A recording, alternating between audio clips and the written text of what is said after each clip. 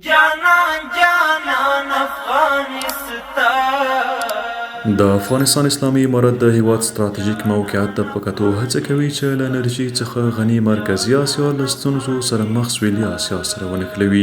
د انرژي دغه پروژې چې د افغانستان له لارې تیریږي د ټاپي کاسازر ټوټا پوټا پروژې دي چې په نږدې راتلونکي کې به عملي چارې پیل شي. د دې پروژو په بشپړېدو سره به له یوې خوا د افغانستان او له بل لوري به د سویلي اسیا هیوادونو د انرژۍ اړتیا پوره شي. د دې ترڅنګ به په هیواد کې کاري فرصتونه رامنځته، اقتصادي وده به ګړندۍ او د ترانزیټي فیس له مخې به د ملي عوایدو لپاره ښه سرچینه پیدا شي. د ټاپي نل لیک 1314 کیلومتر اوږدوالی او 55 انچه قطر لري چې له ترکمنستان څخه پیل او د افغانستان له هرات، فراه، نیمروز، هلمند او کندهار ولایتونو څخه په تېرېدو سره لومړی پاکستان او په پای کې هند ته رسیږي.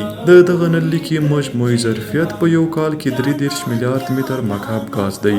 کاسازر له کرغستان او تاجکستان څخه افغانستان او پاکستان ته د برېښنا لیږد پروژه ده. د دې پروژې په بشپړېدو سره به افغانستان 300 میګاواټه برېښنا ترلاسه کړي. همدارنګه افغانستان کولی شي چې خپله برېښنا بیا له دې لارې پاکستان ته هم صادره کړي. همدا ډول د دې پروژې په پایله کې به افغانستان هر کال له پاکستان څخه له 30 تر 40 میلیونو ډالرو ترانزیټي فیس ترلاسه کړي.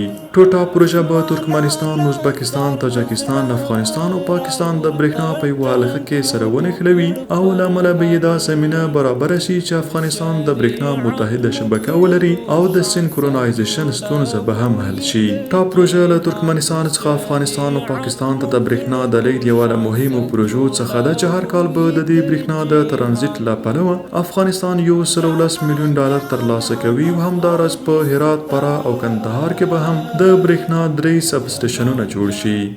جانان جانان افغانستان